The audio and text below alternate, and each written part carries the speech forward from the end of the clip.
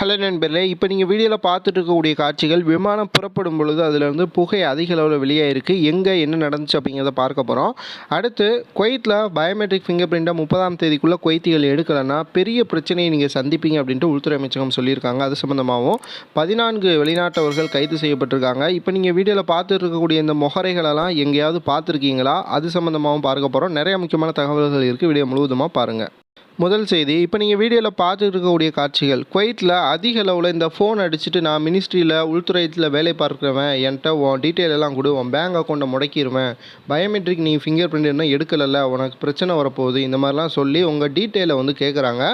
இதுவும் வாட்ஸ்அப்பில் அதே போல் ஐஎம்ஓவில் கால் பண்ணுறாங்க.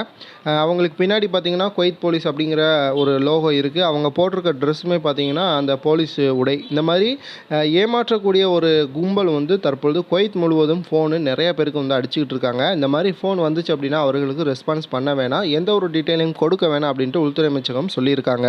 அதே மாதிரி குவைத் பயோமெட்ரிக் ஃபிங்கர் பிரிண்ட்டை பொறுத்த வரைக்கும் குவைத்தில் இந்த மாதம் 30ஆம் தேதிக்குள்ளே எடுத்தே ஆகணும் அப்படின்ட்டு குவைத் அரசு கட்டாயமாக சொல்லியிருக்காங்க. இதில் ஒரு சில நபர்களுக்கு விதிவிலக்கு, மாணவர்களாக இருக்கிறவங்க, அதே போல் ஊனமுற்றவர்களாக, டிசபிள் பர்சனாக இருக்கிறவங்க, வெளிநாட்டில் அதாவது குவைத்திகள் வெளிநாடுகளில் இருந்தாங்கன்னா அவங்களுக்குலாம் இதிலிருந்து விலக்கு அளிக்கப்படுது. அவங்க எப்போனாலும் எடுத்துக்கலாம் அப்படின்னு சொல்லி. ஆனால் மற்ற நபர்கள் கட்டாயம் 30ஆம் தேதிக்குள்ளே எடுக்கணும். இதே தான் வெளிநாட்டவர்களுக்கும் இந்த வருஷம் லாஸ்ட்டுக்குள்ளே கண்டிப்பாக எடுத்தே ஆகணும். விரைவிலேயே அதற்கான வேலைகளை வந்து பார்த்துக்கோங்க. அப்பாயின்மெண்ட் கிடைக்கலனாலும் நீங்கள் அதற்கு வந்து ட்ரை பண்ணிக்கிட்டே இருங்க.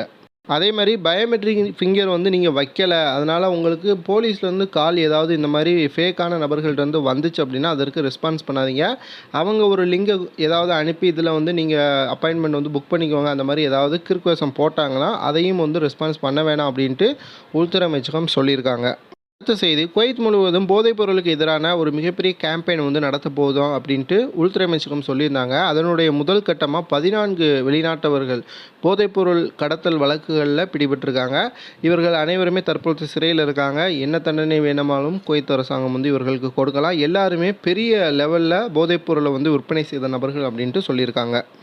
அடுத்த செய்தி, இப்போ நீங்கள் வீடியோவில் பார்த்துட்டு இருக்கக்கூடிய காட்சிகள் சென்னை விமான நிலையத்தில் நடந்திருக்கு.